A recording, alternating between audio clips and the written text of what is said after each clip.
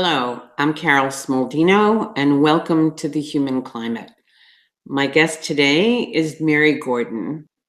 Mary Gordon is the founder and director of Roots of Empathy, and she has written a book by the same name. I'm very glad to have you, so welcome. Thanks, Carol. I'm happy to be here. Good. Before I ask you to talk a little about your program and your purpose and your mission, and before I ask you to come to see us in Fort Collins or Italy or wherever we may be so you can share your work with us, I wanted to mention that in rereading the book and in doing the work I'm doing, I guess I was struck by how deep empathy is, and that it's really not something surface, and it's not something pat, and it fits in actually with my own, I guess, mission, if you will, of connecting emotions to politics. So I just wanted to read a little section of your book so that that connection may color our conversation in some way. On page 30 of your book, you talk about a paper by Thomas McCullough, a philosopher, and the paper is Truth and Ethics in School Reform. And he says moral imagination is the capacity to empathize with others, not just to feel for oneself, but to feel with and for others. This is something that education ought to cultivate and that citizens ought to bring to politics. And then you go on and talk about the Holocaust and South Africa. And you mention, which I think is really important, you say we try to distance ourselves from the injustice by focusing on the fact that it was long ago or far away and couldn't happen here. But think it through. Were the people who participated in these affronts to human rights or stood by and watched them happen fundamentally different from us? And if they weren't, what force was at work that drew them into a situation that we find unconscionable? And basically you say that it's a lack of empathy. So I just wanted to kind of color our conversation with just how deep empathy goes, that it's not something quaint or easy or simple, and that it's very deep, and it is a human force that is profound.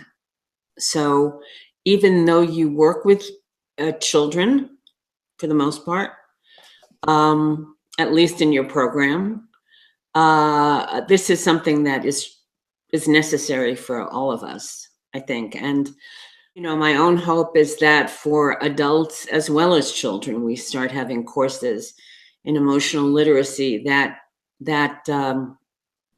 concentrate on this, because I think it is the human force that, you know, we very much need. So enough about me. Can you tell me a little about how you got to emphasize empathy and feel that this was your mission, and can you tell me about your program and how it works?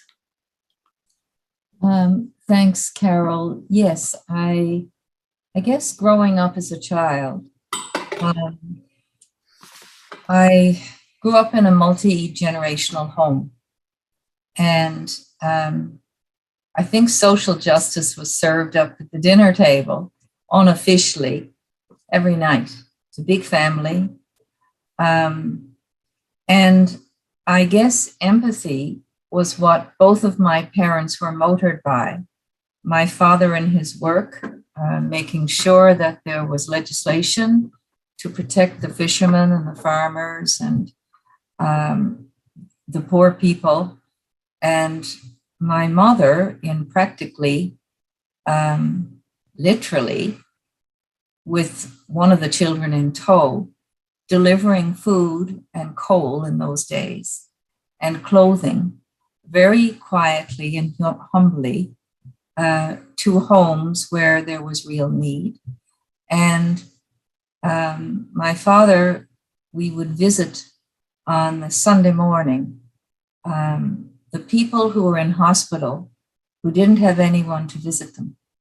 And this was because he would explain that you can understand how sad and lonely and scared you would feel if you were far away from your family and you were probably in pain and confused and worried about what was going to happen to you. And there was no one to hold your hand or no one to have a chat with you. So his point was, we owe it to one another to understand how they feel and to do something, which I call empathy action. And it's not compassion. Compassion is a completely different thing. Empathy is the idea of being able to join people in wherever they are with their feelings and to be able to feel with them. Compassion is one of those feelings, but you can't get to compassion without empathy. So all to say that my earliest experiences were very happy, joyful, not serious, but there was engagement, citizenship engagement, and meeting people in all walks of life. We might have a visiting minister from the government or another country at the dinner table, but during the day, we would have had all kinds of opportunities to meet with the whole palette of humanity. So there was really very little division. My mother used to say, we're one step away from whatever, and people were never blamed for their situation. The whole thing with violence, which is partially how I came to Roots of Empathy. I used to volunteer after school with the Elizabeth Fry Association, where women who were imprisoned. Now, generally were imprisoned because they fought back against domestic violence, or they wrote a bad check, or they were busy turning tricks to feed their kids. So it was injustice every which way you look at it. But it allowed me to experience that I could play Crazy Eights, the card game, or have a chat and a cup of tea with these women who were basically, I was younger, but they were no different from me. Their circumstances were different.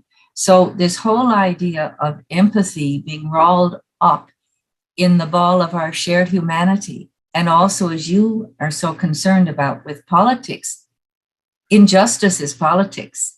And everything that I dealt with had political, small p, undertones. Yeah. And what I learned in my family of origin is that you stand up and you do something. If you don't know what to do, you ask people what you can do. You do not turn your head. So that the poor man that we used to call in childhood Silly Willy, he was developmentally delayed. And he used to hang out and go back and forth from one foot to the other in a particular place in town. Simple things like, I wonder if Silly Willy, and it was an affectionate term, I wonder if Silly Willy had any lunch today, so that when lunch was being made and it wasn't in a patronizing way, okay, can you drop off a sandwich to Silly Willy after you do your paper route? So we ate peanut butter in those days. You just take a peanut butter sandwich. But the whole violence thing actually is where I decided that the common denominator in violence of all kinds, whether it's gratuitous, public violence, or intimate violence, or child abuse and neglect, was the absence of empathy. Now, that wasn't talked about by anybody at that time. So that was where people started to pay attention to Roots of Empathy, because I was calling it out, that if you want to address cruelty, injustice, and violence in the world, what is missing that allows that to happen is empathy. So if you want to fix that, empathy. So where does empathy come from? Well, having worked with people who hurt their children and with issues of domestic violence, I learned that there were no monsters. I learned that there were people who were treating others the way they had been treated, and that for one reason or another, they hadn't developed empathy. And I realized, working with mothers and infants and teenage mothers and their infants, that it is the attachment relationship, the loving relationship between a parent, it doesn't matter if it's a mother or a father, whoever is the key person or people in that little baby's life, in the first year particularly, that it is there. We have the innate predisposition towards empathy. I believe that, and now the neuroscientists tease me and say, well, how did you know? It was just a guess. But I deeply believe that. But the other thing that was unique about Roots of Empathy was I called it. And I called it like 30 years ago, saying that empathy blooms or fades in the first year in the relationship between the baby and the parent. And so that's why I created Roots of Empathy. If you want to break that cycle of violence and poor parenting, you go to where empathy grows, which is that in that loving relationship. And if you want to change anything in the world, for God's sake, start with the children. So I took a baby and a parent into classrooms and created the Roots of Empathy program so that children could observe empathy. And the two aspects of empathy, one is cognitive empathy, perspective taking, and the other is affective, which is understanding feelings, something, Carol, that you have been so focused on, and I think strategically focused on. So empathy can't be taught in traditional ways like you would teach children to read or their times tables. So I always say it's not taught, but it is caught. And that's what Roots of Empathy is, bringing experiential learning into a classroom over a whole school year so the children have a chance to reflect, to discuss, to change their brains, to change their opinions, to change their behavior without anyone telling them you should be doing this, just giving them an opportunity to be exposed. And that's kind of a long answer to your question. That's a good answer. What I was struck by in the rereading of your book was that after there is an episode of a mother or a guardian or a caretaker and a child coming into the classroom, there's an opportunity for the class to talk, to draw, to write, to reflect. And can you say something about that? Yeah. Well, let me just specifically say that it's not a caregiver and it's not a guardian that comes in with the baby. Okay. It doesn't have to be the biological parent, but it is the parent. So it can't be a babysitter. It's that I will die for you relationship.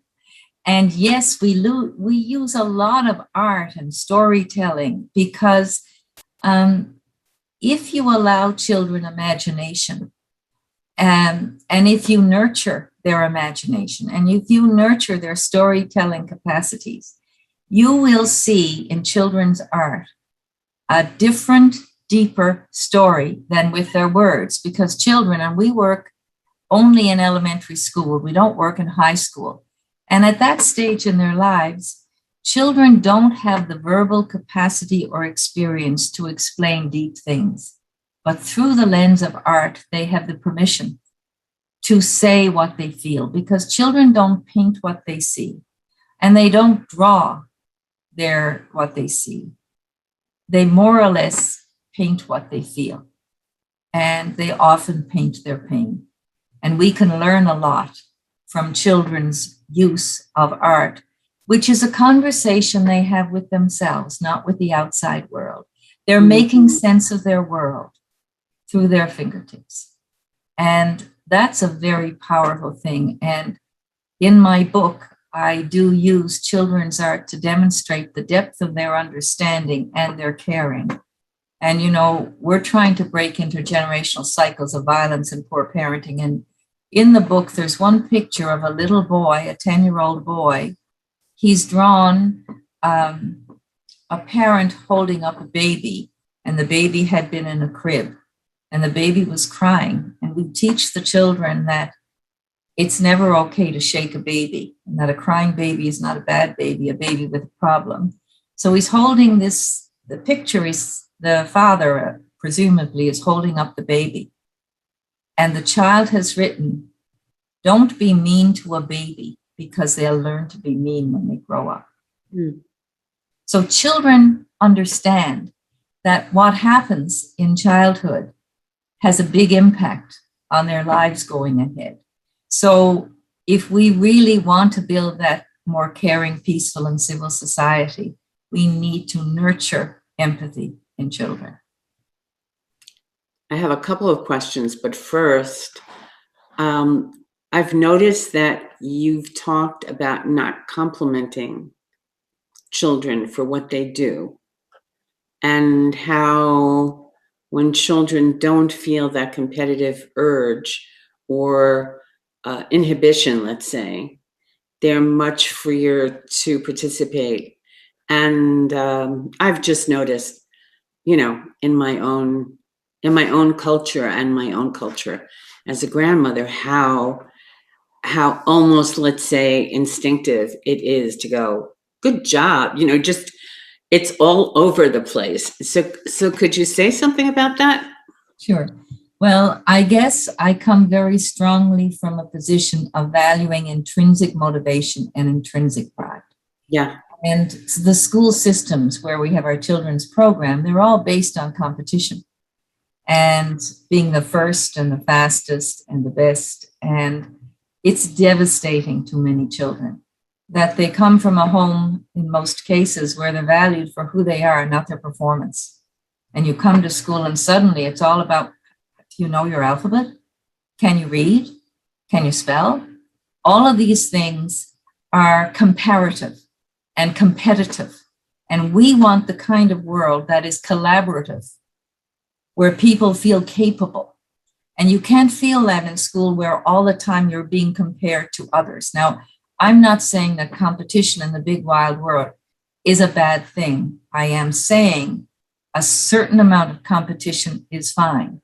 But if children become silenced because they can't take a chance of saying something out loud because they'll be criticized or they'll be wrong, what we do in Roots of Empathy is we create a risk-free learning environment. And I mean risk-free in the sense that children will take a chance on saying what they think and feel, because we don't care what they know. It's pretty well not important anymore, because what you know is not going to be what's real the next week.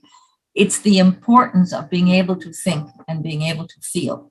So we very often, or all the time actually, ask children to share what you think about this, or what questions do you have about this? We use the Socratic method.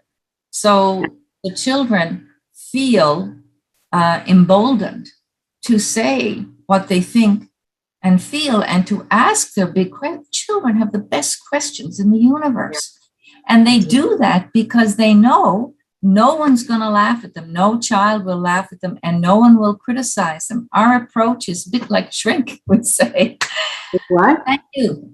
A little bit like a psychiatrist, because we don't evaluate the question or the answer.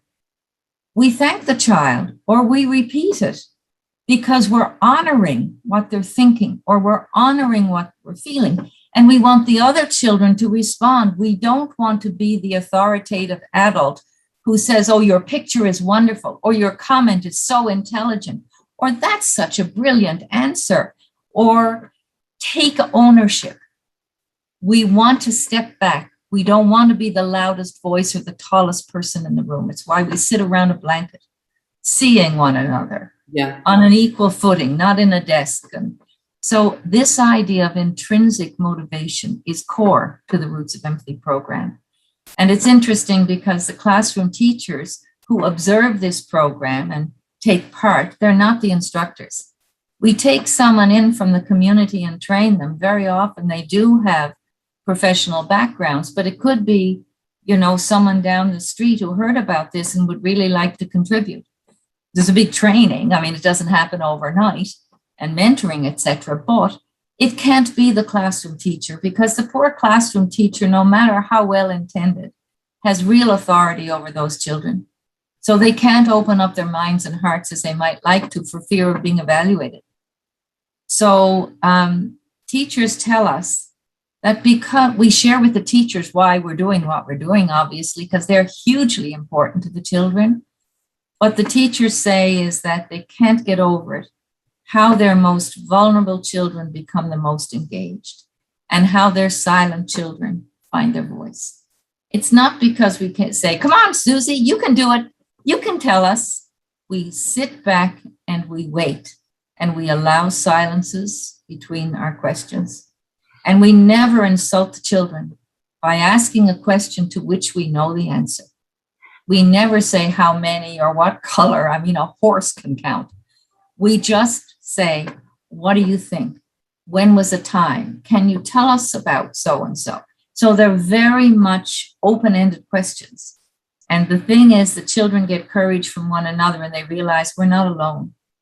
And particularly during the pandemic, this has been so valuable to children's mental health and well-being. So now I have a question about parents, Mm. because I think that parents are under enormous pressure to produce the child who knows the colors and who knows the numbers. And so, you have a lot of children's literature that has nothing to do with imagination. Or if it has to do with imagination, it's very rich and very complex. So it's a little overwhelming and may not really leave space for a child to engage in her own imagination. And so, and then there's this duality, certainly in the States, about developmental orientation as opposed to behavioral orientation. And the idea of empathy, it seems to me, is also developmental, that there is a certain kind of trust in development, really, trust in the process rather than the need to see the result right away. And I think a lot of parents who are engaged with the medical field or who follow the advice of pediatricians or the advice of the larger culture, because I mean, there are so many people all around asking a parent, I mean, so how's your child doing? What is your child doing? Is your child reading? Is your child blah, blah, blah. So I think a lot of parents don't feel a great deal of empathy coming from anywhere. And I think a lot of the adults around have an agenda. And so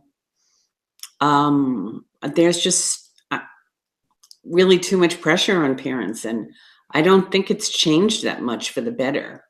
I mean, the only thing is that when I was doing parenting, I was a little bit of an outlaw because I trusted my intuition and I did trust my empathy. But it was a journey that was very lonely. So I don't know if there's any way that, you think that we can help parents feel good about themselves. Yeah, I completely agree with you. Parents are under tremendous pressure. And, it's, if you just look at children's ability to roam free, it used to be children could roam all over the neighborhood with no problem. Yeah. And now there's a very short rein on where they can roam. So parents have more fears and less trust, as you say, in themselves, less faith in themselves. But children's behavior is what parents are judged on. And it starts as early as infancy. People will say to a parent, is your baby sleeping through the night? Or does your baby sleep in your bed? And parents lie through their teeth because they feel they're being judged, that if their baby doesn't sleep through the night, they're failures as parents. And if the baby sleeps in the bed, or the 3-year-old or the 5-year-old or the 6-year-old sleeps in the bed, that they have been derelict in their responsibility as a parent. And I just think that the whole emphasis has to be on the uniqueness of the child. So in our work with Roots of Empathy, to break that vicious pressure on parents, we talk to the students in their classroom a whole lot about babies having a unique timetable for growth and unique temperament traits, meaning that not all babies will roll over at the same time. And because they start with a little baby who's 2 to 4 months old, and they follow that baby through the first year of life, they see all these milestones and we celebrate them, and they see the baby struggling to turn over. And some babies do it before 4 months and some don't. And it's not a failure. And we joke and we say, so our baby has finally learned to roll over at 5 months after all this practicing. And of course, the first time they see it, they cheer. They're not embarrassed. They're not apologizing that their baby is compared to the baby in the classroom next door. They're not comparing, they're celebrating the uniqueness of their baby. And the fact, then we look at the persistence of the baby. How hard has that baby been trying to roll over? Does that baby really care? And that introduces to the baby all of the temperament traits. Because if you're looking at poor parents who are trying to do the best by their child, who maybe don't have the same courage and confidence you did, that they're pressured by their neighbor and the general society, what to expect, that kind of thing. Knowing that every child is unique in their timetable for growth. That includes cognitive growth. That includes emotional development, as you were saying, empathy. That also includes their temperament style, so that some little children are predisposed, genetically predisposed, to be highly persistent. Some are genetically predisposed to have very high rhythmicity, meaning their body cycles, right from day dot. You can expect this baby to be hungry on time. You can expect this baby to sleep, like they say in the books. But most babies are not highly rhythmic in their physiologically approach to the world, how their bodies work in the world. And it's a very concrete thing to be able to reassure parents that, it says in the book, you should only have to breastfeed after so many hours. But your baby isn't out of a book. Your baby is out of you. And your baby uniquely needs to feed when they need to feed. And it might be 2 hours one time and 5 hours another time. And don't judge yourself because of some book. There is no norm for a baby. There are ranges. And I think the fact that we don't see little children through the lens of 9 temperament traits, if you have a very intense baby, the baby will cry long and loud and often. And how you calm that baby is going to help that baby bring down their cortisol level. And the thermostat that is set in that first year of life will have everything to do on how that baby is able to regulate, emotionally regulate as they get older. Children learn that in Roots of Empathy. So they learn that if they're very intense like their baby, or very cool, as they would say, if their baby is low intensity, they learn to accept who they are, to understand who they are. And in this world, if we can help children understand who they are in terms of maybe being someone who's very, very physical and it's hard to sit still and that's not a character flaw, or maybe being highly intense so you have temper tantrums because you can't deal with disappointment, so you learn how to deal with yourself. It doesn't mean you're a bad person. Alternately, it doesn't mean the parent of a highly intense child who has meltdowns in the supermarket is a bad parent. It means they've got a bigger challenge than a parent who doesn't have an intense child. And just because your child goes to sleep without a fuss doesn't mean you're a hero. You're lucky. So it's about respect. Yeah, it's about respecting the diversity of children's unique temperament traits and their abilities. And if you start appraising children and judging them on one linear scale, you're out to lunch. You cannot do that. It's not fair on any measure at all. So I think we've got a whole lot to learn in education about the uniqueness of our students. And I'm not talking about intelligence. I'm talking about how you can reach them so that they can learn, how you can make them feel comfortable in their own skin, and how you can see as a teacher or as a parent, what is your approach. Are you a very intense person? Because you're going to find it very challenging. If you've got a very intense child, you're going to see fireworks all the time. So it's about the mix, the match, the blend, how we as parents can do an exceptional job with one child and be very proud and feel a disaster with another child. Yeah. So the parenting thing is one of the most important. In fact, I think parenting is the most important job under the stars. And next to that, I think teachers are pretty darn important. And if we don't have an appreciation of who this child is through the lens of temperament, we're missing an opportunity to enjoy the experience of the child. You know, you're making me think that there would be a great job category of a parenting coach, but a parenting coach who would not have an external motivation, but would really help the parent get to know her own temperament and shift or just, deal with the temperament of the child, so that it's again a unique process rather than something that's canned. So I want to ask you, though, I think if you have any comments on our culture today, because what I'm struck by is, I'm talking about, I guess, the States in particular. I don't know all the commonalities between the US and Canada, but I do think that most people in the US have been raised without much empathy. I think that religion has a big part in this, that people are taught to be good or else. And I think there's also a confusion between indulgence and empathy.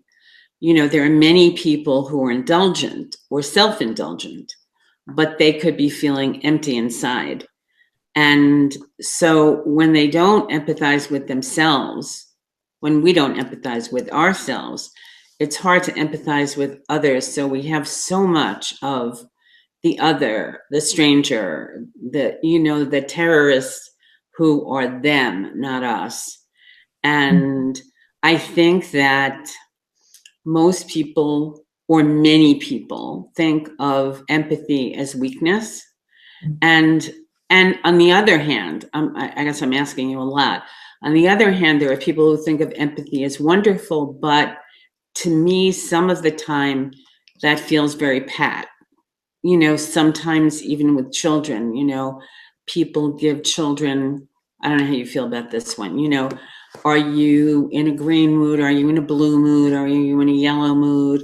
And that is meant to equal like emotional literacy. And it feels very surface to me. Or, people talk about empathy as if it's sort of a Buddhist mantra, and not to insult Buddhism, about which I don't know that much. It feels either very superficial or looked down on, and that is worrisome. Well, I appreciate all of your comments, actually.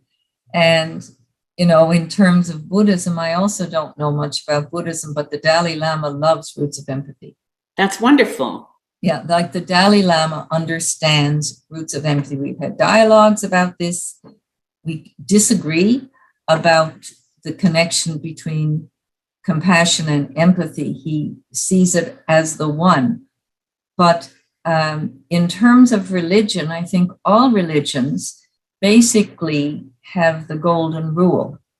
And you can't do the golden rule, do unto others as you would have them do unto you, unless you understand how they would feel. Sure. And that's a difficult thing, because it's not just the United States. I think we are an emotionally illiterate world.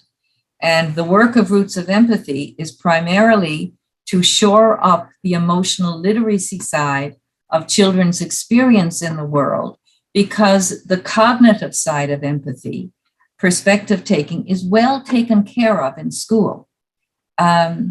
Maybe not in terms of taking the perspective of people who are joyful or happy, but it's more from the side of feeling sorry for people.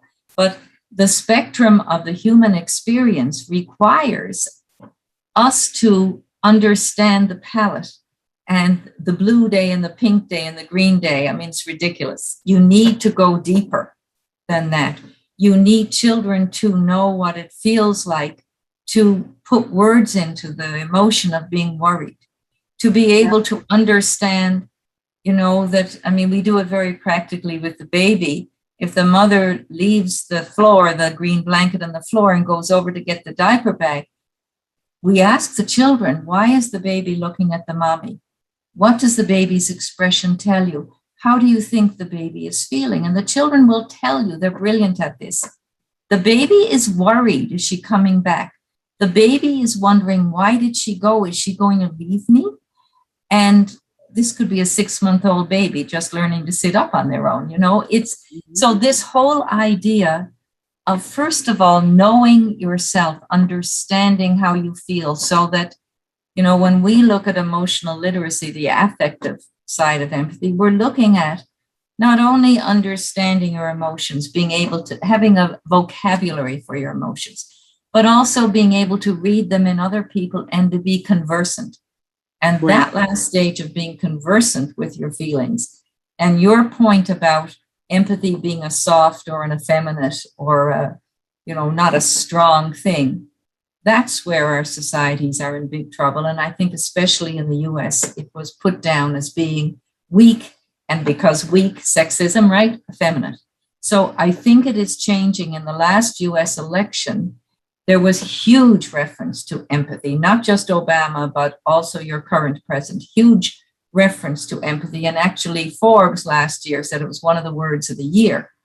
And, but a lot of that talk can be surface, but at least there is a discourse now about empathy. I mean, I had a call yesterday wanting me to go to Turkey to work with schools in Turkey, because the Syrian refugees, and we did a lot of work in Canada with the Syrian refugees. We brought Roots of Empathy to where the children were because we wanted to embrace them, not that they needed empathy, but the children around them needed to understand them empathically and bring them into the culture. But what's happening in Turkey is that the Syrian refugees are experiencing terrible discrimination, and the little children in school are being bullied because they're different. And the thing about empathy, it erases all the religious, political, all of the economic differences. It allows us to get to the heart of our shared humanity. And that's what our feelings are. They're the super highway to connectivity.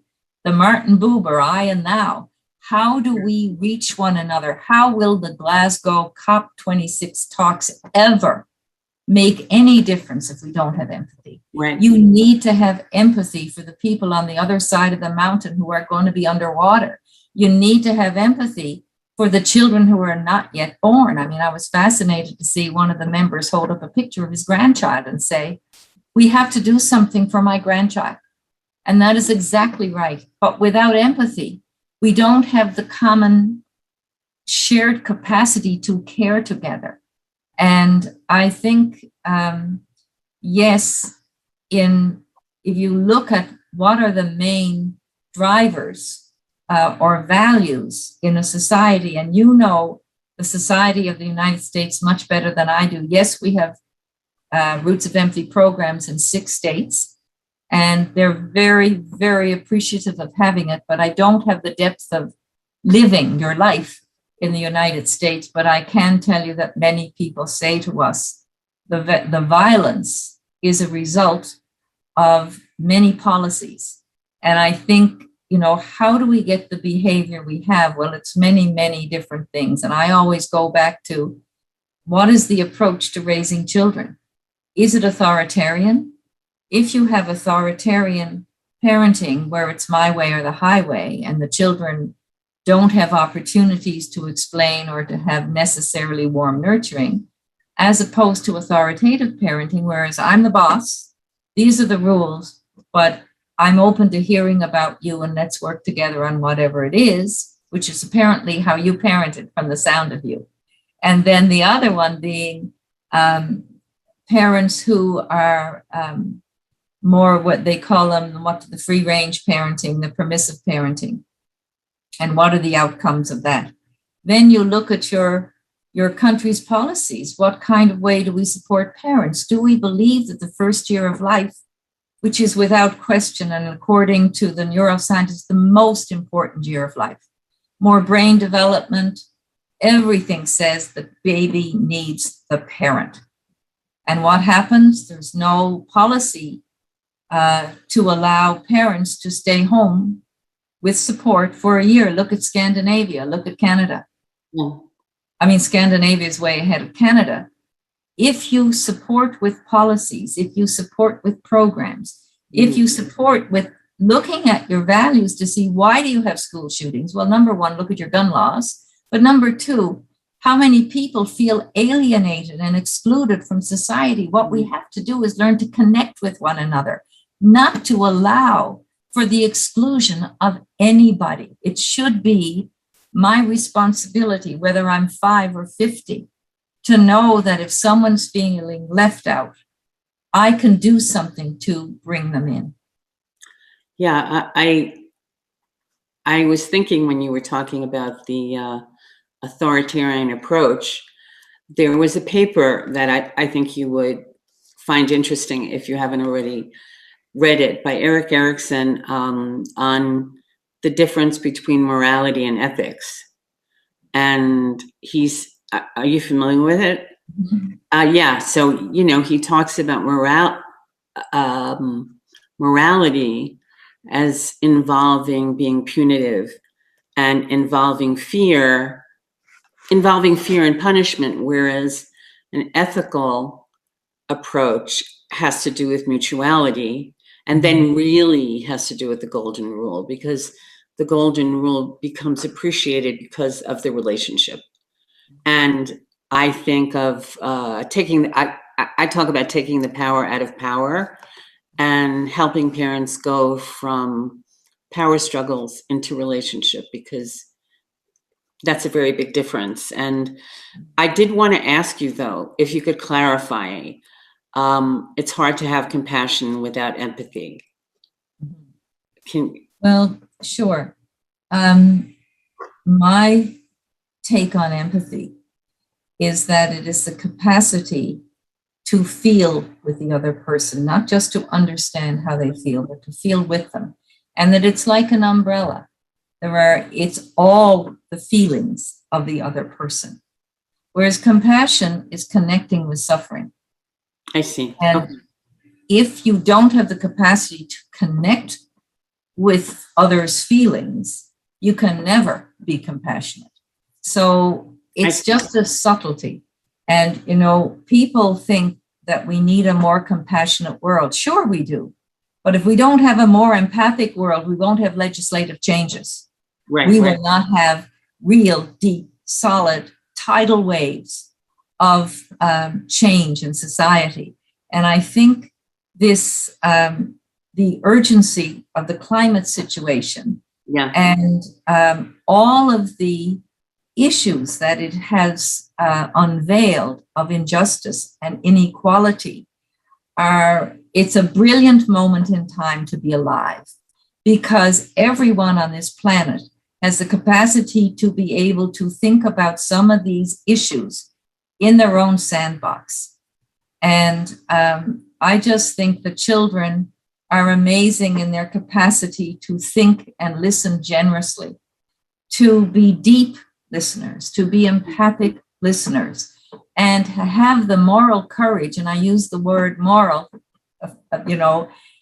in our context, meaning responsible, thinking about being, about reciprocity, that to behave ethically in this world, we have to be able to get inside the feelings, the thinking of another person.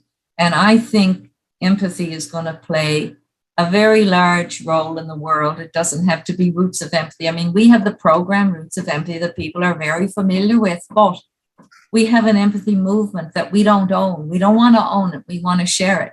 Started a very long time ago, and with no leaders, just contributors. And that's a movement, eh? Yeah. So we are very, very hopeful. We have our program on 4 continents, and there are universals in the children that I see. The universality of laughter and tears. What makes us laugh? What makes us cry? The universality of the capacity for empathy. And it's different everywhere because how we're brought up makes a difference. But I can tell you, working with little children, their hearts open so easily. Their brains are wide open. If we just focus our capacity to invite little children to understand how to get a baby, like how do you understand a baby? And I mean, now in our work where we've taken our program from a baby on a green blanket in a classroom to a baby on a screen, we'll go back to the green blanket. But in these days, we followed the children home in the pandemic and we're doing virtual programming. I can tell you that little children have without question, and we work with children up to about 12, 13 years of age, have the capacity on a screen or on a green blanket to read the cues of the other. We had to teach children how to read emotional cues when you're wearing a mask. So we had to model, what does body language look like? Show us what you look like when you're feeling I'd rather not be here, which is how a lot of the kids are feeling about online learning. What do you look when you'd rather hide under the blankets? What's your body? What's your face? Blah, blah, blah. So I think we are learning all the time. And I always say we call our babies our tiny teachers because they have no screens in their lives. There's nothing they're not prepared to show. They are completely emotionally available, unguarded. And I think these times we're living in are remarkably hopeful times because we can create the world we want. Well, I'd like to say that one of the impetuses of my doing this podcast is to co-create. Mm-hmm. You know, it's to be part of and to learn and to teach and to have that dialogue. And as you were talking about empathy, including what I heard was including everything.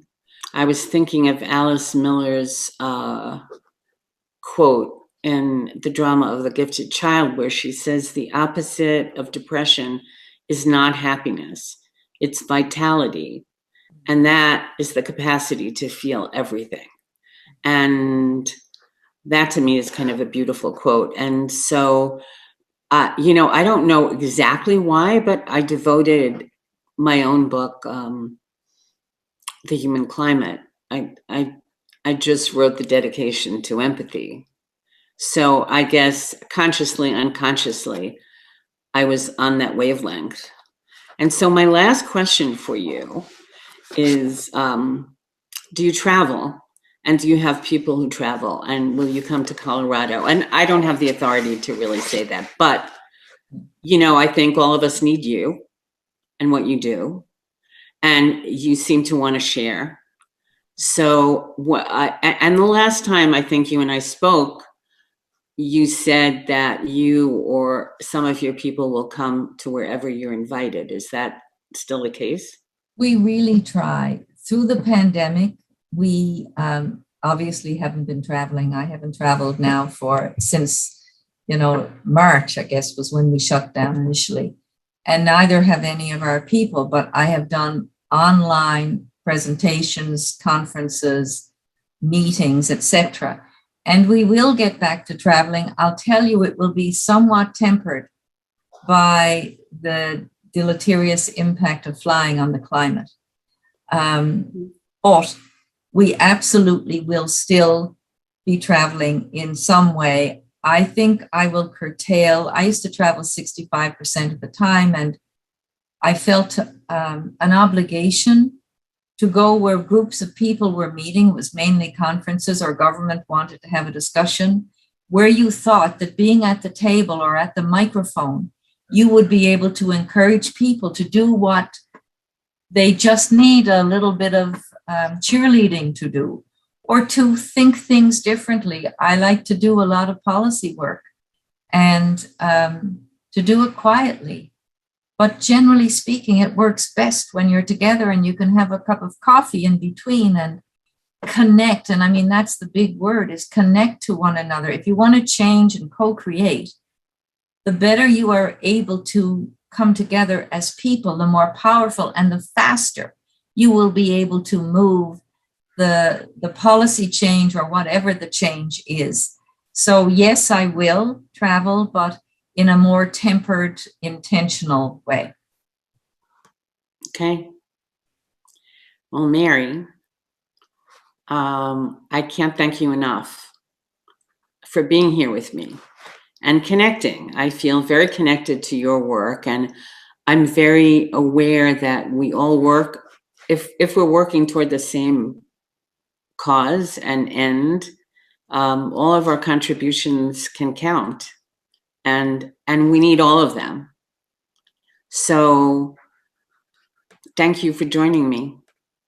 Well, Carol, thank you for inviting me, and thank you for your very deep and thoughtful approach to life and everything you do. And we definitely should have a cup of coffee together sometime, as we both value empathy so deeply.